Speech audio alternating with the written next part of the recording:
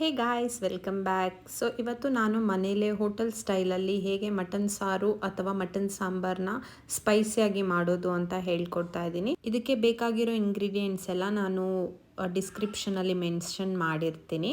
So ಇದಕ್ಕೆ ಒಂದು ಕುಕ್ಕರಲ್ಲಿ ನಾನು 2 ಟೇಬಲ್ ಸ್ಪೂನ್ ಅಷ್ಟು ಆಯಿಲ್ ಹಾಗೆ 2 ಈರುಳ್ಳಿನ ತೊಗೊಂಡಿದ್ದೀನಿ, ದಪ್ಪ ಈರುಳ್ಳಿನ ತೊಗೊಂಡಿದ್ದೀನಿ. ಬೇಕು ಅನ್ನೋ ಥರ ಇದ್ದರೆ, ನಿಮಗೆ ತುಂಬ ಕ್ವಾಂಟಿಟಿಯಲ್ಲಿ ಬೇಕು ಅನ್ನೋ ಥರ ಇದ್ದರೆ ಜಾಸ್ತಿ ಈರುಳ್ಳಿನ ತೊಗೊಳ್ಬೋದು. ಸೊ ಅದಕ್ಕೆ ನಾನು 3 ಹಸಿರು ಮೆಣಸಿನ್ಕಾಯಿನ ಹಾಕ್ಕೊಂಡಿದ್ದೀನಿ. ಸೊ ಅದನ್ನು ಫುಲ್ಲು ಗೋಲ್ಡನ್ ಬ್ರೌನ್ ಬರೋಷ್ಟು ಫ್ರೈ ಮಾಡ್ಕೊಳ್ಳಿ. ಸೊ ಫ್ರೈ ಮಾಡ್ಕೊಳ್ತಾನೆ ಇರಬೇಕಾದ್ರೆ ಇಲ್ಲಿ ನೋಡ್ಬೋದು ಗೋಲ್ಡನ್ ಬ್ರೌನ್ ಆಗ್ತಾ ಇದೆ. ಗೋಲ್ಡನ್ ಬ್ರೌನ್ ಆಗ್ತಾ ಇರಬೇಕಾದ್ರೆ ಇಲ್ಲಿ ನಾನು ನೆಕ್ಸ್ಟ್ ಕೊತ್ತಂಬರಿ ಸೊಪ್ಪು ಹಾಗೂ ಪುದೀನ ಸೊಪ್ಪನ್ನ ಆ್ಯಡ್ ಮಾಡ್ಕೊಳ್ತಾ ಇದ್ದೀನಿ. ಸೊ ಪುದೀನ ಸೊಪ್ಪು ಇಷ್ಟ ಇಲ್ಲದೆ ಇರೋರು ಆ್ಯಡ್ ಮಾಡ್ಕೊಳ್ಬೇಡಿ. ಇದಕ್ಕೆ ಮ್ಯಾಂಡೇಟ್ರಿ ಕೊತ್ತಂಬರಿ ಸೊಪ್ಪು ಹಾಕಲೇಬೇಕು. ಸೊ ಇದನ್ನು ಫುಲ್ಲು ನೀಟಾಗಿ ಬಾಡಿಸ್ಕೊಳ್ಬೇಕು. ಹಾಗೆ ಗೋಲ್ಡನ್ ಬ್ರೌನ್ ಇನ್ನೂ ಸ್ವಲ್ಪ ನೀಟಾಗಿ ಆನಿಯನ್ ಫುಲ್ಲು ಗೋಲ್ಡನ್ ಬ್ರೌನ್ ಆಗ್ತಾ ಹಾಕಿರೋ ಇಂಗ್ರೀಡಿಯೆಂಟ್ಸ್ ಎಲ್ಲನೂ ಬೇಯ್ತಾ ಇದೆ ಅನ್ನುವಾಗ ಸಪ್ರೇಟಾಗಿ ಎತ್ತಿಟ್ಕೊಳ್ಳಿ. ಸೊ ಅದೇ ಸೇಮ್ ಕುಕ್ಕರ್ಗೆ ನಾನು ಮತ್ತೆ 2 ಟೇಬಲ್ ಸ್ಪೂನ್ ಅಷ್ಟು ಆಯಿಲ್ನ ಹಾಕ್ಕೊಂಡು ಒಂದು ಆನಿಯನ್ನ ಉದ್ದುದಾಗಿ ಹೆಚ್ಕೊಂಡು ಹಾಕ್ಕೊಂಡಿದ್ದೀನಿ. ಸೊ ಆನಿಯನ್ ಇದು ಗೋಲ್ಡನ್ ಬ್ರೌನ್ ಆಗ್ತಾ ಇದೆ ಅನ್ನುವಾಗ ನಾನಿಲ್ಲಿ 650 ಗ್ರಾಮ್ ಅಷ್ಟು ಮಟನ್ ತೊಗೊಂಡಿದ್ದೀನಿ. ಅದನ್ನು ಫುಲ್ಲು ಡ್ರೈನ್ ಔಟ್ ಮಾಡ್ಕೊಂಡಿದ್ದೀನಿ. ಅದರಲ್ಲಿ ವಾಟರ್ ಅಂಶ ಇರಬಾರ್ದು. ಮಟನಲ್ಲಿ ವಾಟರ್ ಅಂಶ ಇದ್ದರೆ ಕುಕ್ ಮಾಡುವಾಗ ಅಷ್ಟು ಟೇಸ್ಟ್ ಬರಲ್ಲ. ಸೊ ಇಲ್ಲಿ ನಾನು ಮಟನ್ ಎಲ್ಲ ಆ್ಯಡ್ ಮಾಡ್ಕೊಂಡು ಆದಮೇಲೆ ಹಾಕಿರೋ ಆಯಿಲಲ್ಲೇ ನೀಟಾಗಿ ಬಾಡಿಸ್ಕೊಳ್ತಾ ಇದ್ದೀನಿ. ನೀಟಾಗಿ ಒಂದು 3 ಮಿನಿಟ್ಸು ಲೋ ಫ್ಲೇಮಲ್ಲೇ ಬಾಡಿಸ್ಕೊಳ್ಳಿ, ಅಥವಾ ಮೀಡಿಯಮ್ ಫ್ಲೇಮಲ್ಲೂ ಕೂಡ ಬಾಡಿಸ್ಕೊಳ್ಬೋದು. ಸೊ ಇದಕ್ಕೆ ನಾನು ಮತ್ತೆ ಕೊತ್ತಂಬರಿ ಸೊಪ್ಪು ಹಾಗೆ ಪುದೀನ ಸೊಪ್ಪನ್ನ ಆ್ಯಡ್ ಮಾಡಿಕೊಂಡು ಸಾಲ್ಟ್ ಮತ್ತು ಟರ್ಮರಿಕ್ನ ಆ್ಯಡ್ ಮಾಡ್ಕೊಳ್ತಾ ಇದ್ದೀನಿ. ಇದನ್ನು 3 ಮಿನಿಟ್ಸ್ ಒಂದು ಸ್ವಲ್ಪ ನೀಟಾಗಿ ಬಾಡಿಸ್ಕೊಂಡು ಆದಮೇಲೆ ಸಾಲ್ಟ್ ಆ್ಯಂಡ್ ಟರ್ಮರಿಕ್ನ ಆ್ಯಡ್ ಮಾಡ್ಕೊಳ್ಳಿ.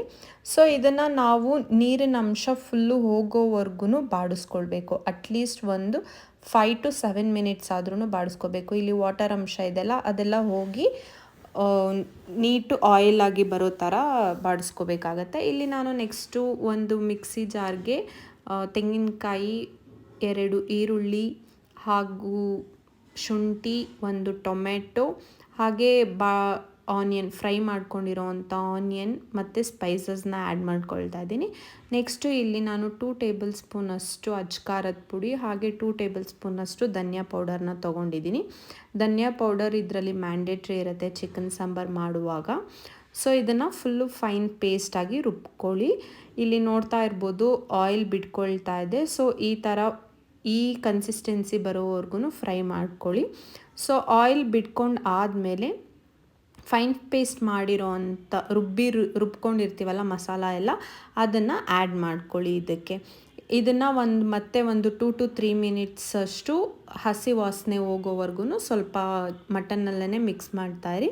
ಸೊ ಮಿಕ್ಸ್ ಮಾಡಿ ಆದಮೇಲೆ ನಿಮಗೆ ಎಷ್ಟು ಕ್ವಾಂಟಿಟಿಯಲ್ಲಿ ವಾಟರ್ ಬೇಕಾಗತ್ತೆ ಅಂತ ನೋಡಿಕೊಂಡು ವಾಟರ್ನ ಆ್ಯಡ್ ಮಾಡ್ಕೊಳ್ಳಿ. ಸೊ ಇಲ್ಲಿ ನನಗೆ ಸ್ವಲ್ಪ ವಾಟರ್ ಕನ್ಸಿಸ್ಟೆನ್ಸಿಯಲ್ಲಿ ಬೇಕಿತ್ತು. ಮಟನ್ ಸಾಂಬಾರು ಯಾವಾಗೂ ವಾಟರ್ ಕನ್ಸಿಸ್ಟೆನ್ಸಿ ಇದ್ರೇ ಚೆನ್ನಾಗಿರುತ್ತೆ. ಸೊ ಇಲ್ಲಿ ಮಟನ್ ಮಸಾಲ ಬಂದುಬಿಟ್ಟು ಆಪ್ಷನಲ್, ಅದಕ್ಕೆ ನಾನು ಒಂದು 1/2 ಟೇಬಲ್ ಸ್ಪೂನ್ ಅಷ್ಟು ಹಾಕ್ಕೊಂಡಿದ್ದೀನಿ. ನೆಕ್ಸ್ಟು ಇಲ್ಲಿ ಮತ್ತೆ ಉಪ್ಪನ್ನ ಸ್ವಲ್ಪ ನೋಡಿಕೊಂಡು ಆ್ಯಡ್ ಮಾಡ್ಕೊಳ್ಳಿ, ಬಿಕಾಸ್ ಆಲ್ರೆಡಿ ಫಸ್ಟೇ ಹಾಕಿರ್ತೀರ. ಸೊ ಇಲ್ಲಿ ನಾನು 3 to 4 ವಿಷಲ್ ಬರೋಷ್ಟು ಕೂಗಿಸ್ಕೊಂಡಿದ್ದೀನಿ, ಬಿಕಾಸ್ ಇದು ಎಳೆ ಮಾಂಸ ಇರೋದ್ರಿಂದ.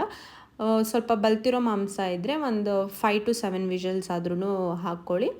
ಸೊ ನೋಡ್ಬೋದು ನನಗೆ ವಾಟರ್ ಕನ್ಸಿಸ್ಟೆನ್ಸಿ ಬೇಕಿತ್ತು. ಸೊ ಇದು ಪರ್ಫೆಕ್ಟ್ ಕನ್ಸಿಸ್ಟೆನ್ಸಿ ಅಂತ ಅನಿಸುತ್ತೆ ನನಗೆ. ನೆಕ್ಸ್ಟ್ ಇದಕ್ಕೆ ನಾನು ಬಿಸಿ ಇರುವಾಗೇ ಒಂದು ಸ್ವಲ್ಪ ಕೊತ್ತಂಬರಿ ಸೊಪ್ಪನ್ನ ಆ್ಯಡ್ ಮಾಡ್ಕೊಂಡಿದ್ದೀನಿ. ಏನಾದರೂ ನೀವು ತಣ್ಣಗಾಗಿದೆ ಅಂದರೆ ಒಂದು ಕುದಿ ಬರೆಸ್ಕೊಂಡು ಆಮೇಲೆ ಕೊತ್ತಂಬರಿ ಸೊಪ್ಪನ್ನ ಆ್ಯಡ್ ಮಾಡ್ಕೊಳ್ಳಿ.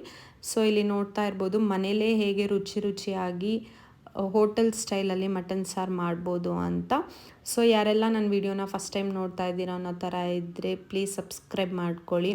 ಸೊ ಈ ವಿಡಿಯೋನ ಕಂಪ್ಲೀಟಾಗಿ ನೋಡಿದ್ದೀರಾ ಅನ್ನೋ ಥರ ಆಗಿದ್ದರೆ, ಹಾಗೆ ನನ್ನ ರೆಸಿಪಿ ಇಷ್ಟ ಆಗಿದ್ದರೆ ಪ್ಲೀಸ್ ಒಂದು ಲೈಕ್ ಆ್ಯಂಡ್ ಕಮೆಂಟ್ ಮಾಡಿ. Subscribe to Shri Naresh YouTube channel. Bye.